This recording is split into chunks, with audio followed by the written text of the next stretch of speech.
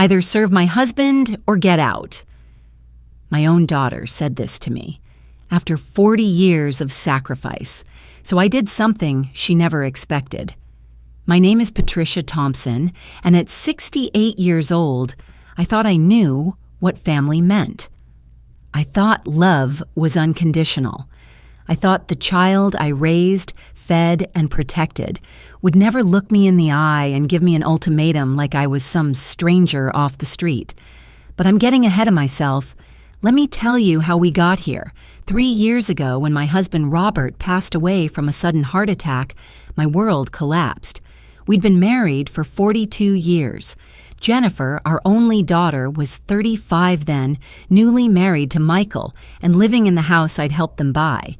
The same house I'd sold my own home to help with the down payment. You see, Jennifer has always been my everything. When she was born, Robert and I promised we'd give her every opportunity we never had. When she wanted to go to State University for her marketing degree, we didn't hesitate. I picked up a second job cleaning offices at night while working at the department store during the day. Robert worked double shifts at the factory. I remember those nights clearly, coming home at 11 p.m., my hands raw from bleach and scrubbing, only to find Jennifer at the kitchen table stressed about some project or exam. I'd sit with her, make hot chocolate, help however I could. Robert would already be asleep, exhausted from his 16-hour days, but he never complained. We were building Jennifer's future. When she graduated with honors, we were so proud. The graduation photos still sit in my bedroom, Jennifer in her cap and gown, Robert and me flanking her, all of us beaming. That degree cost us our retirement savings, but seeing her succeed felt worth every sacrifice. Then came Michael. Jennifer met him at her first job at a marketing firm downtown. He seemed nice enough, tall, confident, well-dressed. He had an MBA and came from what Jennifer called a good family. Looking back, I should have paid more attention to how he talked about his own mother. "She's too needy," he'd say, always wanting to be involved in everything. When they got engaged after dating for 2 years, Jennifer was over the moon. The wedding planning began immediately, and of course, they needed help with everything.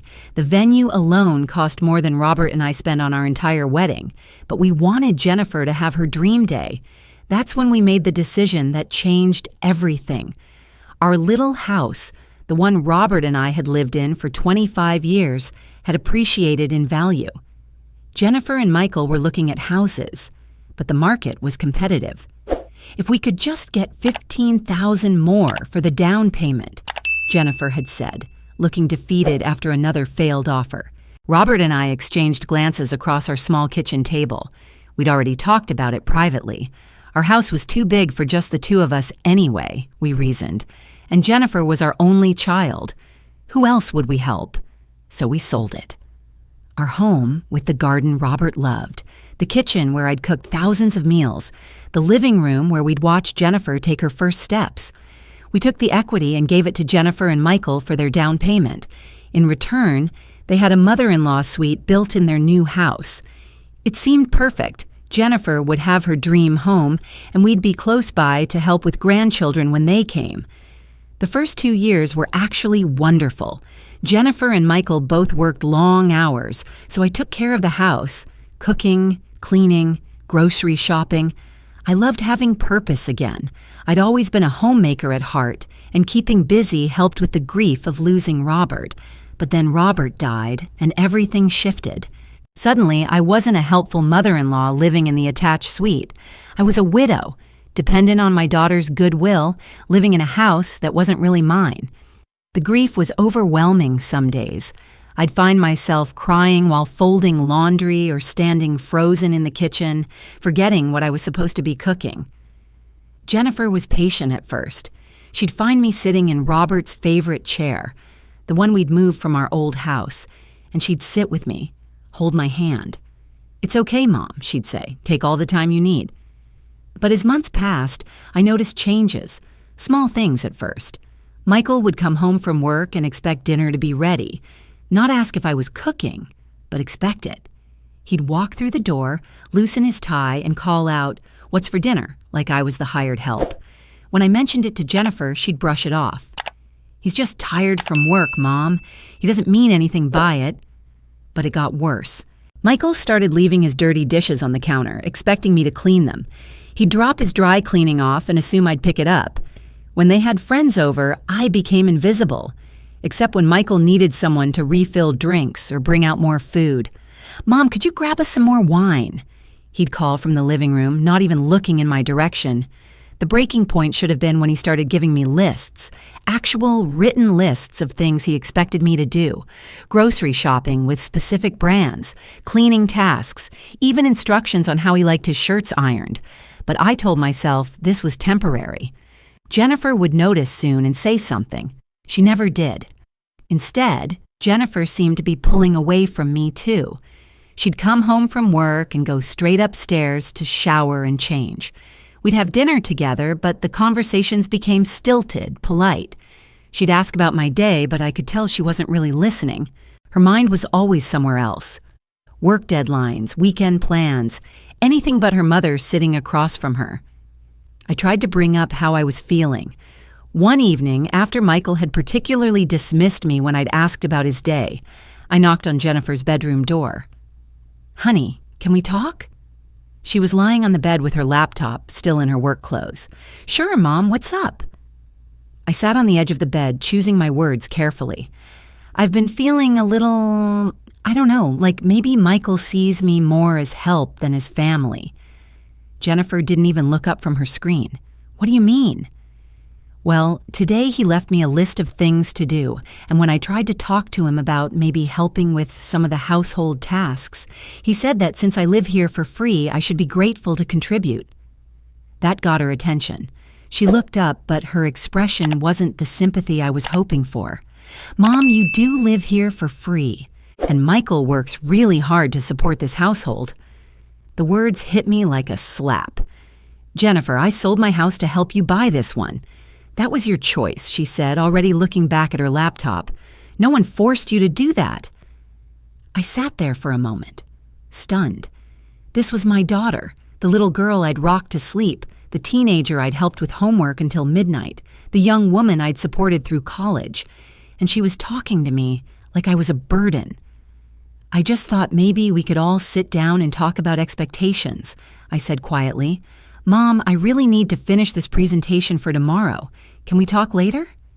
But later never came, and things kept getting worse. Michael's demands became more specific, more demeaning. He wanted his coffee made a certain way each morning. He wanted his lunch packed in a specific order. He criticized the way I folded his shirts, the brands of food I bought, even the way I loaded the dishwasher. "Patricia," he said one morning, not even looking up from his phone, "the coffee tastes burnt. Can you make sure to use the timer next time?" The coffee wasn't burnt. I'd been making coffee for 40 years, but I nodded and poured it out, started over. Jennifer witnessed these interactions, but never said anything. Sometimes I'd catch her looking uncomfortable, but she'd always find a reason to leave the room rather than address what was happening. The loneliness was crushing. I'd wake up each morning in my little suite, and for just a moment I'd forget where I was. I'd expect to see Robert's side of the bed, to smell his coffee brewing in our old kitchen. Then reality would crash back, and I'd remember Robert was gone. My house was gone, and I was living in my daughter's home like an unwelcome guest. I tried to make friends at the senior center, but Michael had opinions about that too. "I don't think you should be out so much," he told me one evening when I mentioned joining a book club. "Jennifer needs help with the house, and it's not fair to leave her with all the work." The irony was staggering. The work he was talking about was the same work I'd been doing alone for months while Jennifer was at her job. But I stopped going to the senior center. I stopped suggesting activities with Jennifer. I became smaller and smaller, trying to take up less space, cause fewer problems, be the grateful mother-in-law who knew her place. That's how I found myself 6 months ago, standing in the kitchen at 5 p.m. on a Tuesday, preparing dinner for people who barely acknowledged my existence. Michael's latest list was stuck to the refrigerator: grocery items, cleaning tasks, and a note that he preferred his steak medium rare, not medium. I was browning the meat when they both came home within minutes of each other. Jennifer looked tired, stressed from another long day at work. Michael looked annoyed, which had become his default expression around me. "How long until dinner?" he asked, not bothering with a greeting. "About 30 minutes, I replied, focusing on the pan. He grunted and disappeared upstairs. Jennifer poured herself a glass of wine and sat at the kitchen island, scrolling through her phone. "How was your day, honey?" I asked, genuinely wanting to connect with my daughter. "Fine," she said without looking up. "Busy." I tried again. "I saw your college roommate posted photos from her vacation. That beach looked beautiful." The kitchen filled with the sound of sizzling meat and silence. I finished cooking in that silence, set the table in that silence, called them for dinner in that silence. Dinner itself was worse than the preparation. Michael cut his steak, took a bite, and frowned. "This is overcooked," he said, not to me, but to Jennifer, as if I wasn't sitting right there. "It looks fine to me," Jennifer said, but her tone was appeasing, diplomatic. "I specifically asked for medium rare," Michael continued. "I don't understand why this is so difficult." I felt heat rise in my chest. "I cooked it exactly like you asked," I said quietly. Michael finally looked directly at me. "No, you didn't. This is medium well at best." "I've been cooking steak for 40 years, Michael. I know the difference between medium rare and medium well." The words came out sharper than I intended. Michael's eyes narrowed. "Are you arguing with me about how I like my own food?" "I'm just saying that I cooked it the way you requested."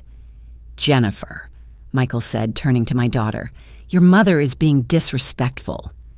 Jennifer looked between us, and for a moment I thought she might defend me.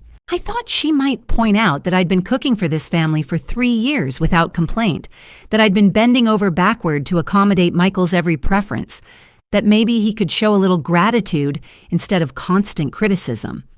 Instead, she sighed.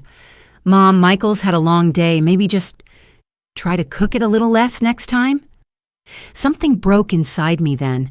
Not dramatically, not with tears or shouting, just a quiet snap, like a thread that had been pulled too tight for too long. I nodded, finished my dinner in silence, and went to my room.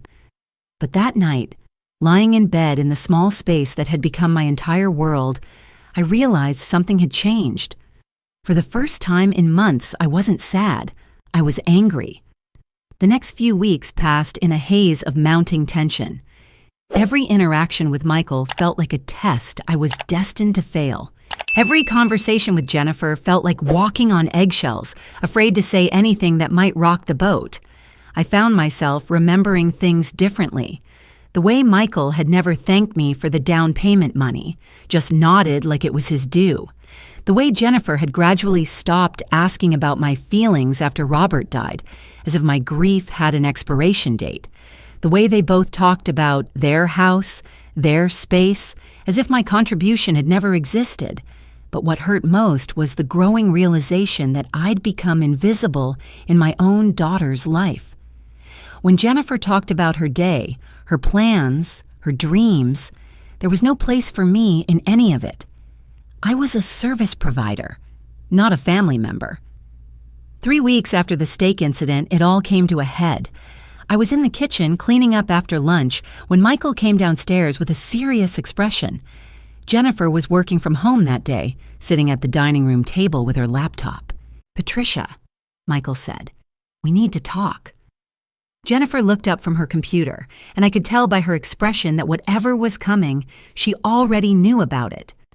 My heart started racing, but I dried my hands on the dish towel and turned to face them both. "Jennifer and I have been discussing the living situation," Michael continued, "and we feel like there need to be some clearer boundaries and expectations." "What kind of expectations?" I asked, though I dreaded the answer. Michael pulled out his phone and began reading from what was obviously a prepared list. First, all meals should be prepared and cleaned up by 6 p.m. daily. Second, laundry should be done on Mondays and Thursdays, with everything folded and put away the same day. Third, grocery shopping should be completed by Wednesday each week, following the provided list exactly. He paused and looked at me. Fourth, social activities outside the house should be limited to once per week and should not interfere with household responsibilities. I stood there, stunned. These weren't expectations for a family member. These were job requirements for a live-in housekeeper. Michael, I said slowly, I think there's been a misunderstanding. I'm not your employee. I'm Jennifer's mother. And you're living in our house, he replied, his voice getting harder.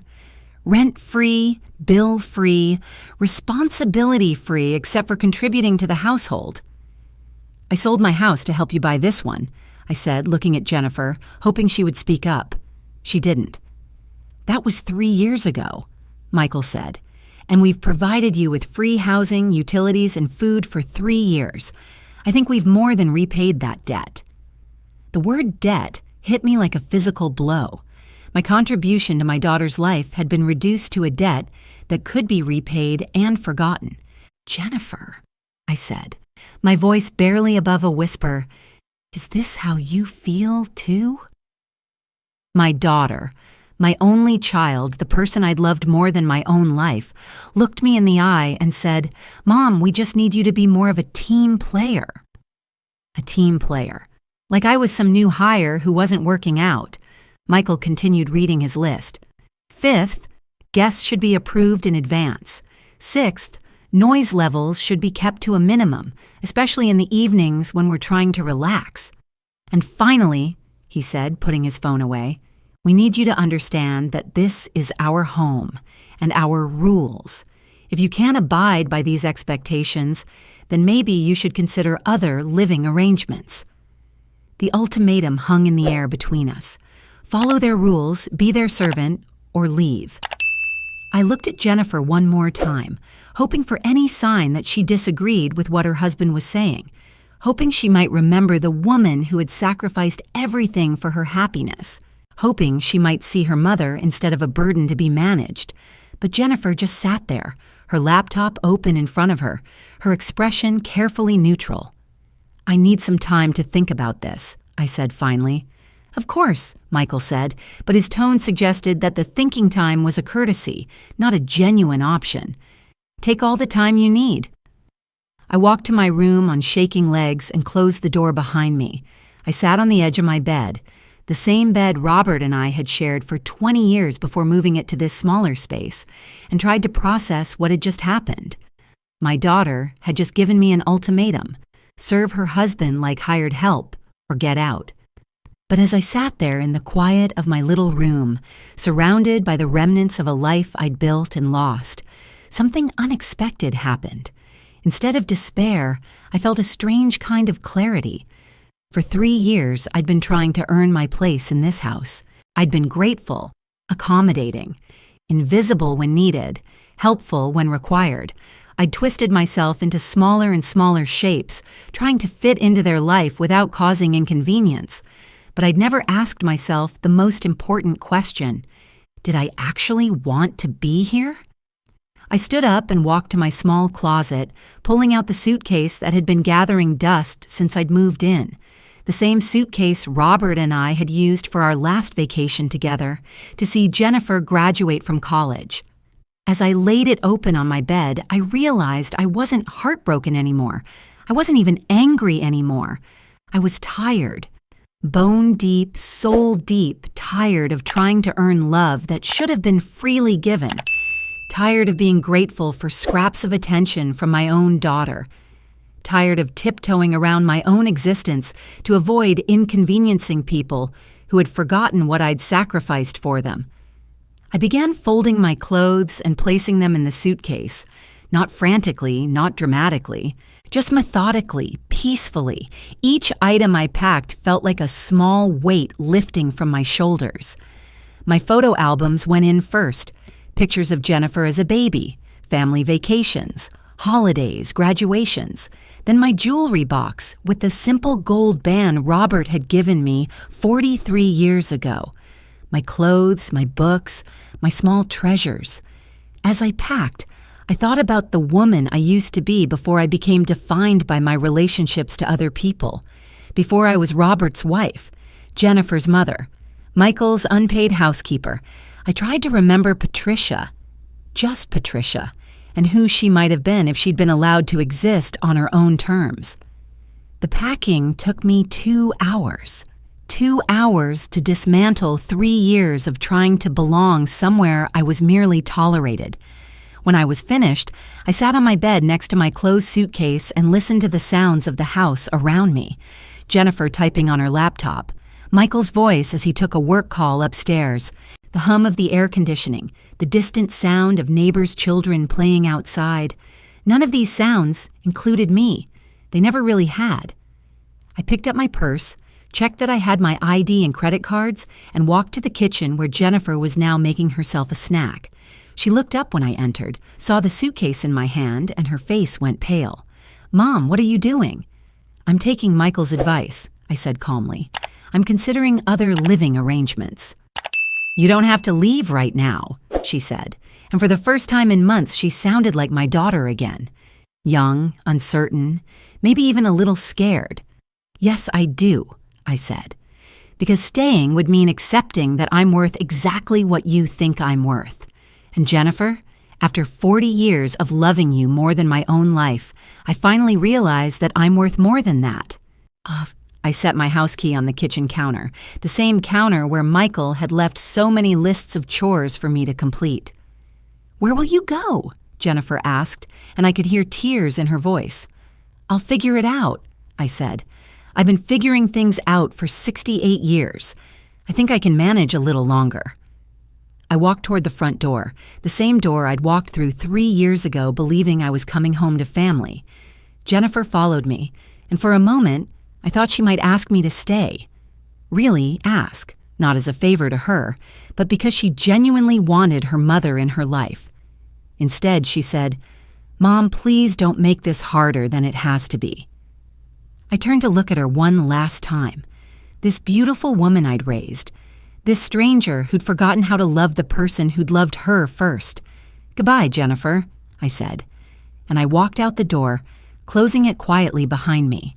As I stood on the front porch of the house I'd helped buy but had never really belonged in, I felt something I hadn't experienced in 3 years. I felt free. I drove to the Comfort Inn on Route 9, the same hotel where Robert and I had stayed when we first visited Jennifer at college 15 years ago. The irony wasn't lost on me. I was back where I started, in a place that held memories of when my family felt whole. The desk clerk, a young woman with kind eyes, didn't ask questions when I requested a room for an indefinite stay. She simply handed me the key and said, "Room 237. Ice machine is down the hall if you need it." I sat on the edge of the generic hotel bed, still in my clothes from that morning when life was different, and stared at my suitcase. Everything I owned now fit into one piece of luggage and a small purse. 68 years of living, reduced to what could fit in a space no bigger than a car trunk. But instead of devastation, I felt something unexpected. Relief. For the first time in 3 years, no one expected dinner at 6. No one had left me a list of tasks. No one was going to criticize how I spent my evening or question my choices. The silence in this small hotel room wasn't the oppressive quiet of being ignored. It was the peaceful silence of being free to exist. I ordered Chinese takeout and ate it straight from the containers while watching the evening news. When was the last time I'd eaten whatever I wanted, whenever I wanted it? I couldn't remember. That first night, I slept better than I had in months. The next morning, I woke up without an alarm for the first time in years. There was no coffee to make for Michael, no breakfast to prepare, no schedule to follow except my own. I ordered room service, something I'd never done in my entire life, and ate scrambled eggs and toast while looking out the window at the parking lot. It wasn't a beautiful view, but it was mine to enjoy without interruption.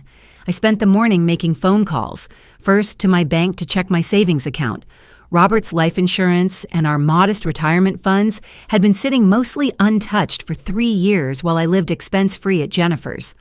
I had enough money to rent a small apartment and live modestly for quite some time if I was careful. The second call was to Dr. Morrison, my physician, to get copies of my medical records transferred. The third was to the phone company to get my own cell phone plan. I'd been on Jennifer and Michael's family plan, and I suspected that would end soon. Each call felt like a small act of rebellion. I was making decisions about my own life without asking permission or considering how it might inconvenience someone else. By noon, I'd made a list of apartments to look at. Nothing fancy, just clean, safe places where a woman my age could live independently. The realtor I spoke with was professional and didn't seem at all surprised that someone my age was looking for her own place. "Lots of folks your age are choosing independent living these days," she said cheerfully. "It's never too late to start fresh." Start fresh. At 68, I was starting fresh.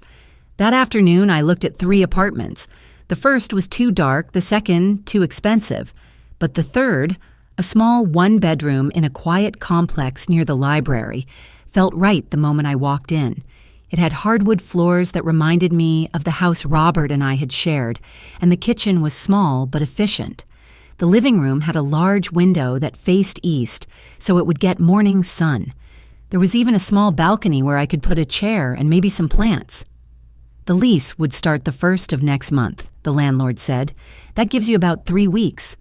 "I'll take it," I said without hesitation. He seemed surprised by my quick decision. "Don't you want to think about it? Talk it over with your family?" "No," I said, signing my name on the application. "This is my decision." Walking back to my hotel that evening, I felt lighter than I had in years. I had a plan, a future that belonged entirely to me. But as I passed the grocery store where I'd shopped for Jennifer's family countless times, reality hit me. I pulled out my phone and looked at it for the first time since I'd left. No missed calls, no text messages, nothing. It had been 24 hours since I walked out, and neither Jennifer nor Michael had tried to contact me. The hurt was sharp and unexpected. Part of me had hoped, foolishly perhaps, that Jennifer would realize what she'd lost and reach out, that she might remember she loved me and want to make things right. But the silence from my phone told me everything I needed to know about how much I'd actually mattered in their daily lives.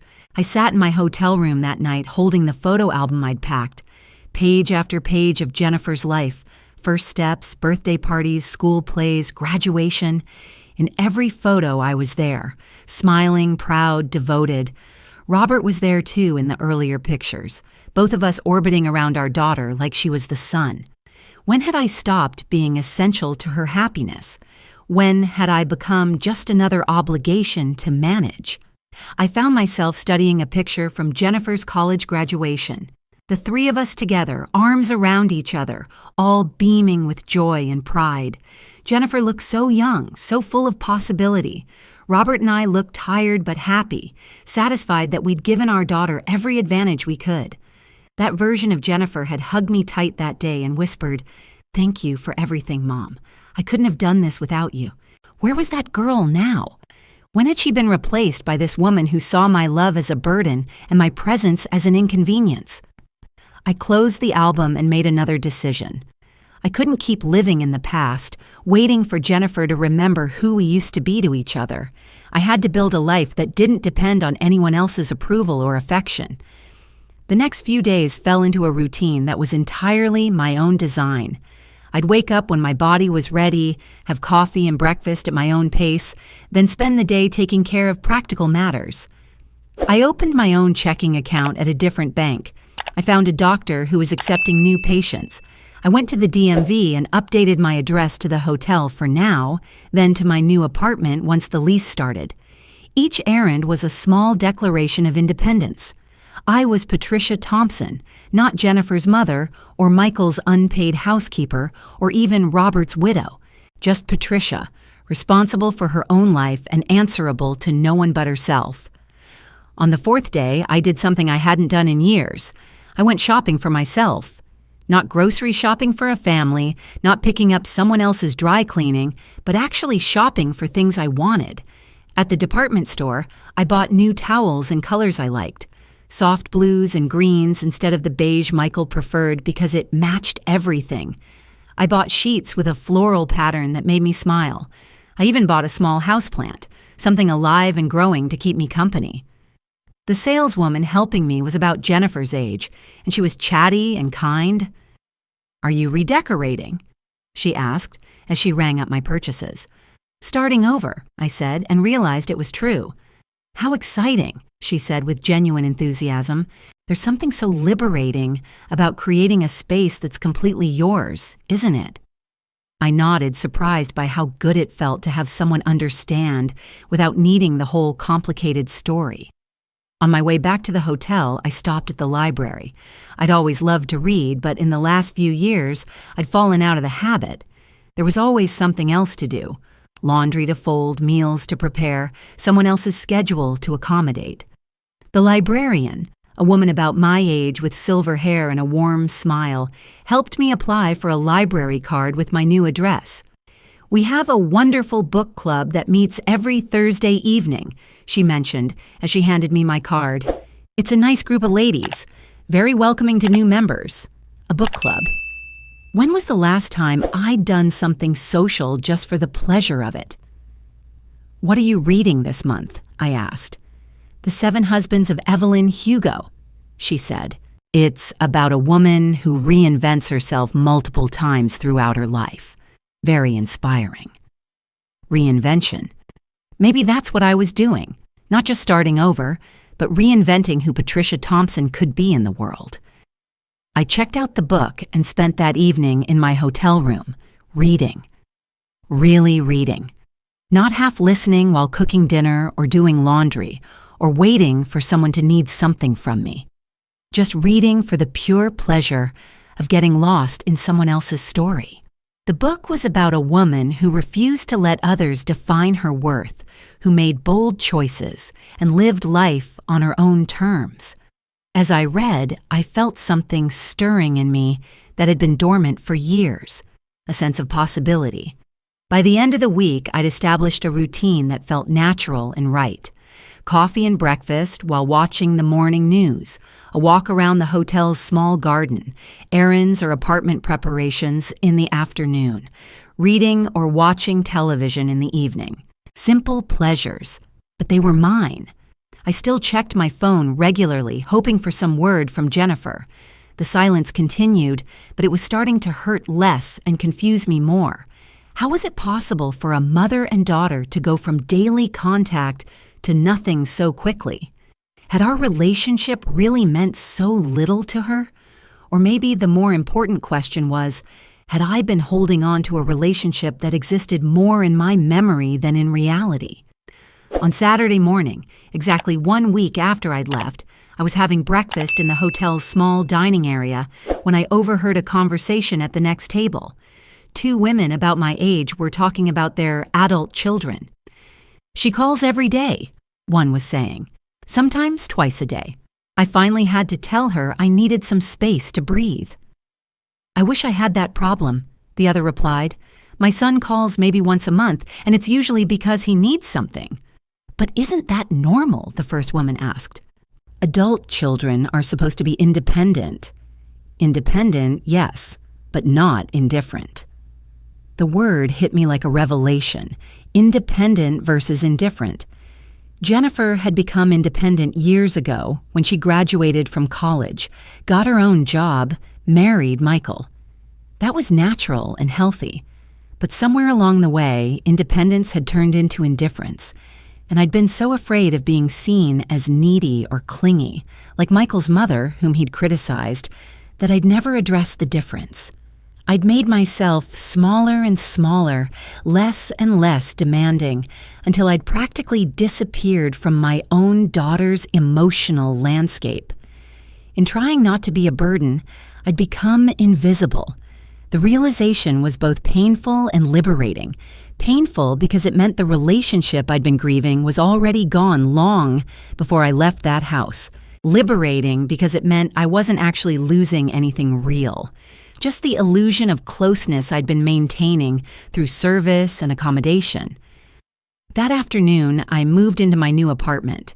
It was strange, walking into a space that was completely empty, except for my one suitcase of belongings. But as I stood in the middle of the living room, looking out my east-facing window at the tree-lined street below, I felt something I'd almost forgotten: contentment. This was mine, not purchased with someone else's money or contingent on someone else's goodwill. Mine because I'd chosen it and could afford it, and deserved a place in the world that didn't require me to earn it every day through endless service. I spent the rest of the afternoon setting up my few belongings and making a list of what I needed. Furniture, certainly, but also smaller things that would make this place feel like home. Picture frames for my favorite photos, a coffee maker I actually liked, books to fill whatever shelves I'd eventually buy. That evening, I ordered pizza and ate it while sitting on the floor of my empty living room, planning how I'd arrange furniture when I bought some. It should have felt sad or lonely, but instead it felt hopeful. On Sunday, I went furniture shopping.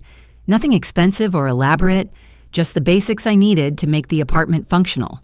A simple couch, a small dining table with 2 chairs, a bed frame and mattress. The furniture salesman kept asking if I wanted to wait for my husband or children to look at the pieces before making decisions. "This is my decision," I kept saying, and each time I said it, it felt more true. When everything was scheduled for delivery, I treated myself to lunch at a little cafe near the furniture store. I sat at a table by the window, eating a club sandwich and watching people walk by on the sidewalk. A young mother passed by with a stroller, talking animatedly on her phone. An elderly man walked slowly with a cane, stopping to rest on a bench. A group of teenagers laughed loudly about something as they headed toward the movie theater. All these people living their own lives, making their own choices, existing in the world without having to justify their space in it. Just like I was learning to do. 2 weeks into my new life, I attended my first book club meeting. The library's community room was cozy, with about 8 women ranging in age from their 50s to their 70s. They welcomed me warmly, offering coffee and cookies, making space in their circle for my chair. "I'm Patricia," I said when it was my turn to introduce myself. "I'm new to the area." It wasn't technically true. I'd lived in the same town for 3 years. But it felt true. This version of Patricia, the one who made her own decisions and chose how to spend her time, was new to everything. The discussion about the 7 husbands of Evelyn Hugo was lively and thoughtful. These women had opinions and insights, and they listened to each other with genuine interest. When I shared my thoughts about the protagonist's journey of self-discovery, they nodded and built on my ideas, rather than dismissing them or changing the subject. After the meeting, a woman named Dorothy approached me. "A few of us usually go for coffee after book club," she said. "Would you like to join us?"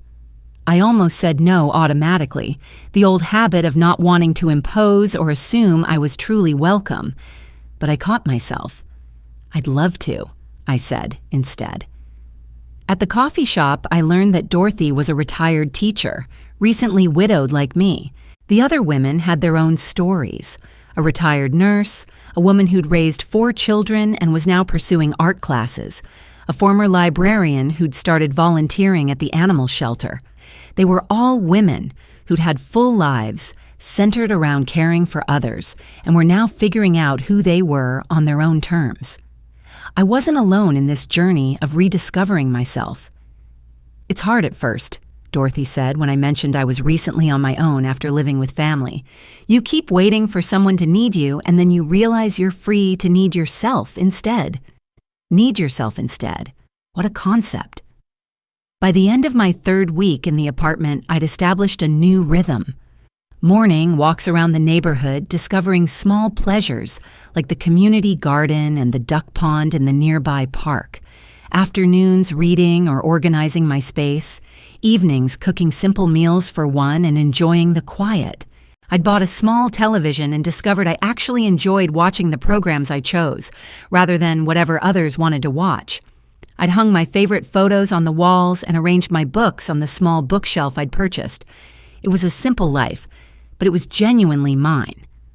I still thought about Jennifer daily, but the thoughts were changing.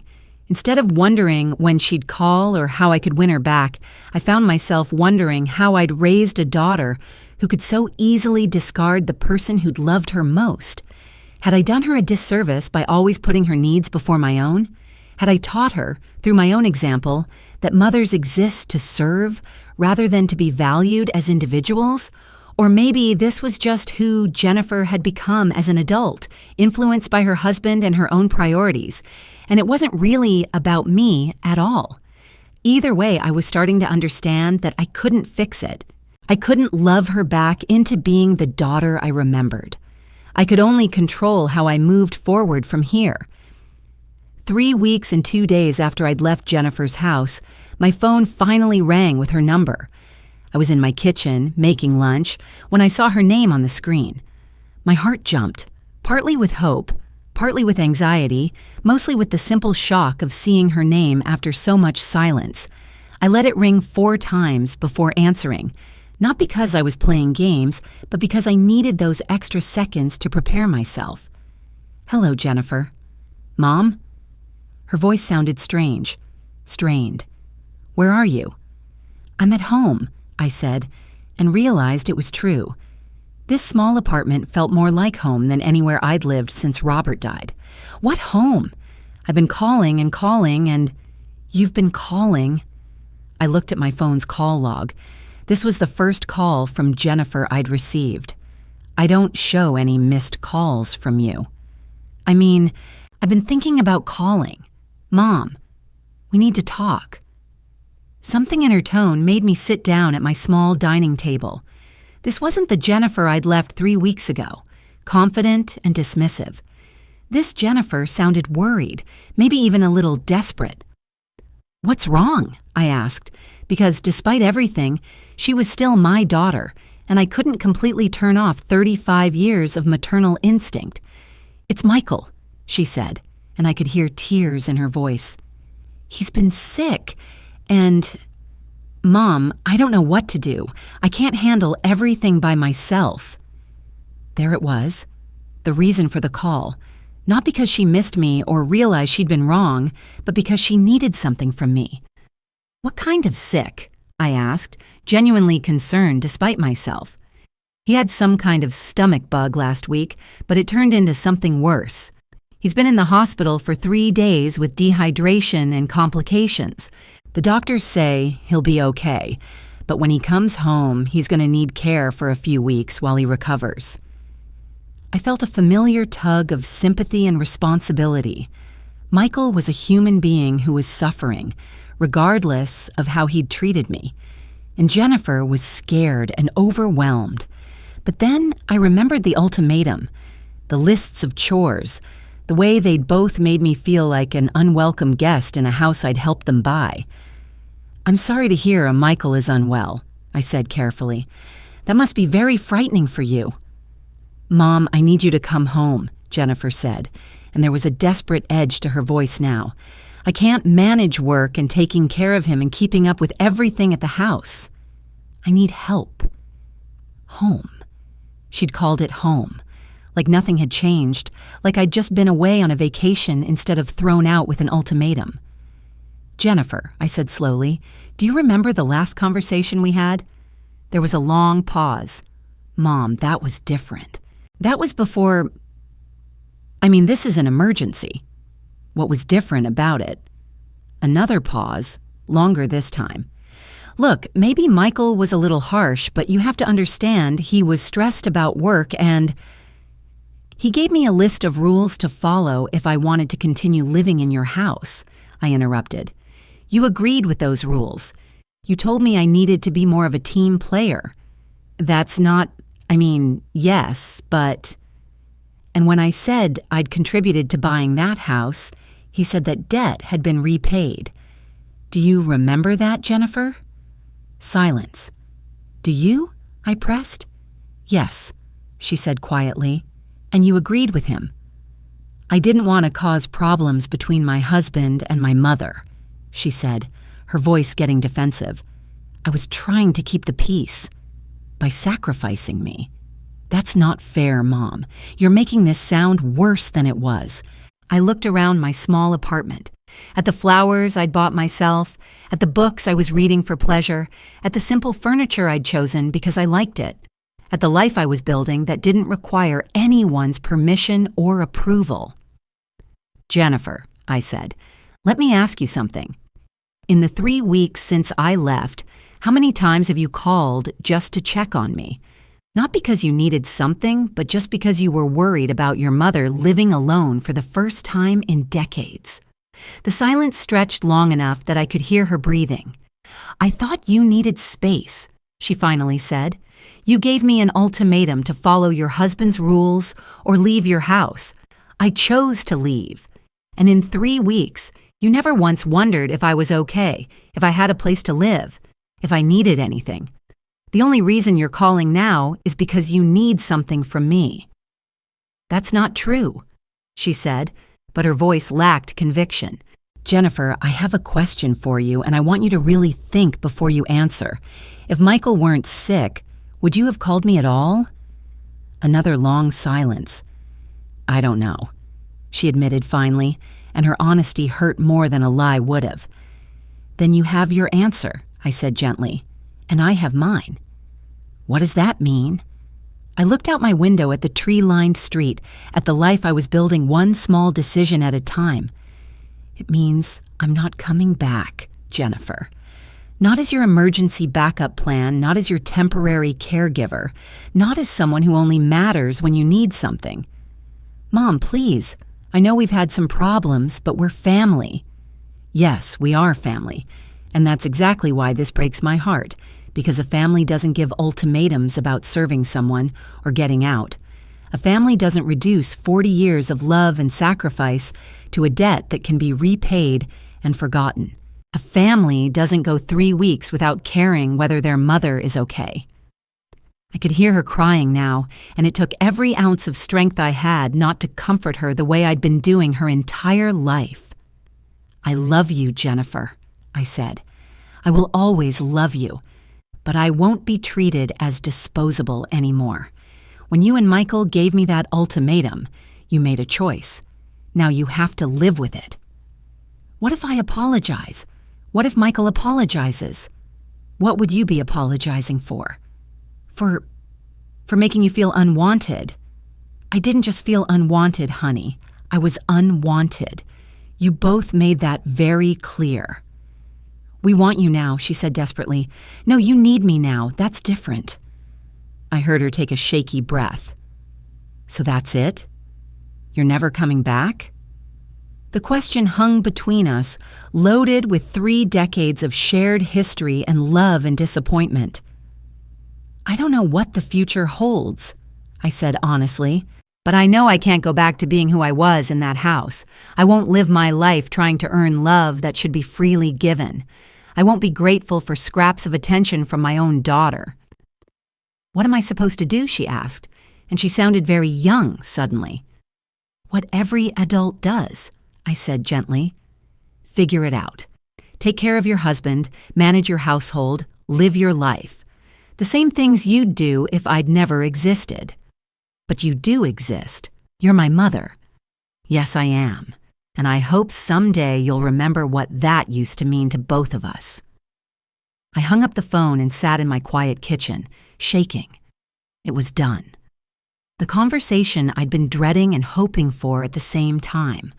Jennifer knew where I stood, knew that the old dynamic was over, knew that I wouldn't be coming to rescue her from the consequences of her choices. My phone rang again immediately. Jennifer's number. I let it go to voicemail. Then again. And again. By evening, I had 22 missed calls from Jennifer and 6 from Michael's number, probably Jennifer using his phone. I listened to none of the voicemails. I made myself a simple dinner and ate it while reading. Later, I called Dorothy from book club and asked if she wanted to have coffee the next day. Of course, dear, she said warmly. Is everything all right? Actually, I said, surprising myself with the truth of it, I think it is. That night, I slept peacefully in my own bed, in my own apartment, surrounded by the life I was choosing to build. Outside my window, the world went on. People living their lives, making their choices, being responsible for their own happiness, just like I was learning to do. For the first time in 3 years, I fell asleep not wondering what someone else would need from me tomorrow, but looking forward to the simple pleasure of waking up and deciding for myself how to spend another day of the life that finally belonged to me again.